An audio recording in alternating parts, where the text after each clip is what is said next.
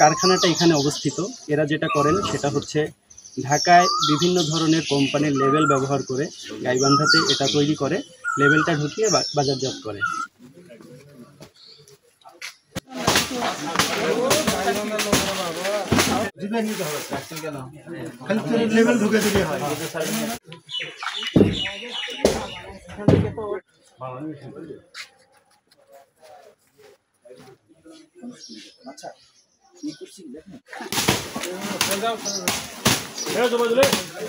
সেখান থেকে আমরা প্রায় অরেঞ্জ জুস, তারপরে ধরেন আপনার প্যাকেজিং মেশিন, বেশ কিছু প্যাকেজিং মেশিন, খালি ছোট বোতল জুস প্যাকেজিং করার, এবং সেমাই, লাচ্চা সেমাই, আবার সন্দেশ, চকলেট, আচার সহ বেশ কিছু আমরা খাদ্যপণ্য জব্দ করি এবং সেগুলো এখানে স্পটে ধ্বংস করি।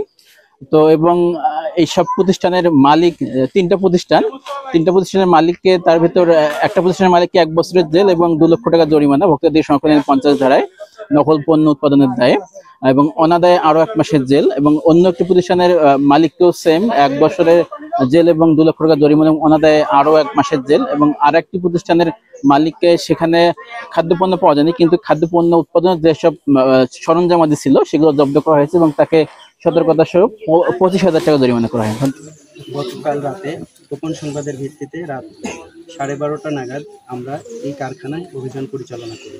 অভিযান পরিচালনাকারে আমরা এদের যে মেইন হোতা শাকিল এবং এই কোম্পানিটার যে মালিক তাকে গ্রেপ্তার করতে সক্ষম হই।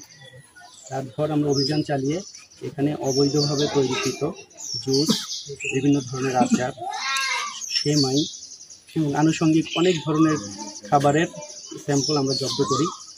মূলত RICL TMX, যুগের পর যুগ স্থাপনা থাকে মজবুত। কারখানাটা এখানে অবস্থিত। এরা যেটা করেন সেটা হচ্ছে ঢাকায় বিভিন্ন ধরনের কোম্পানির লেবেল ব্যবহার করে গাইবান্ধাতে এটা তৈরি করে, লেবেলটা ঢুকিয়ে বাজারজাত করে, যেটা শিশু খাদ্য শরীরের জন্য অনেক বেশি ক্ষতিকর।